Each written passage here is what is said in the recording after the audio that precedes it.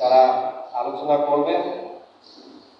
প্রথমে আমি কিছু কথা দুঃখের সাথে বলতে চাই যে আমরা যখন সাউথ পার্টের মানে আমরা যখন যমুনা সেতুর ওই পারে যে আমাদের সংগঠনগুলো দেখি, তো সেখান থেকে আমাদের অনেক কিছু শেখার থাকে। তারা কোনো ধরনের একটা প্রোগ্রাম করলে সবাই উপস্থিতি থেকে শুরু করে টাইমিং থেকে শুরু করে এবং তাদের যে অর্গানাইজিং পাওয়ার এবং অর্গানাইজিং যে আন্তরিকতা, সেটা আমাদের যমুনার ইপারের মানুষগুলোর একদম থাকে না।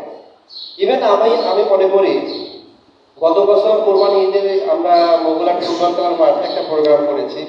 সেই সময় আমরা সবাইকে কমিটেড আমরা ছিলাম এবং সবাই কমিটেড ছিল যে আগামী প্রোগ্রামগুলো কিভাবে সুন্দরভাবে অর্গানাইজ হয়েছে বা সবাই সবার সঙ্গে টাচিং থেকে কানেক্টিং থেকে এই প্রোগ্রামটা করে। তো এর সুবাদে আমরা মিটিংগুলো করে থাকি, কিন্তু মিটিংয়ে দেখা গেছে যে পাওয়া যায় না।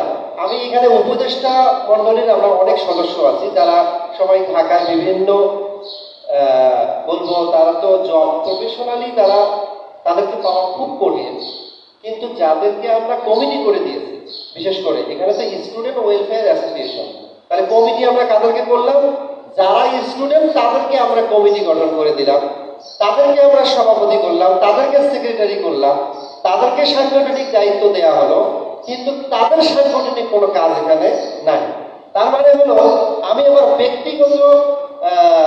ব্যক্তিগত কি বলবো যে আমার কাজ থেকে আমি আমার প্রফেশন থেকে আমাকে তো কানেক্টিং করে নেয়া, এখানে সকল আছে কানেক্টিং করে নেয়া, আশাফুল আছে তাদেরকে যে ভাই আমরা একটা মিটিং কল করছি, আমরা একটা প্রোগ্রাম করতে চাচ্ছি, কিভাবে করা যায়। M R Rashed, Lalmonirhat. এর আগে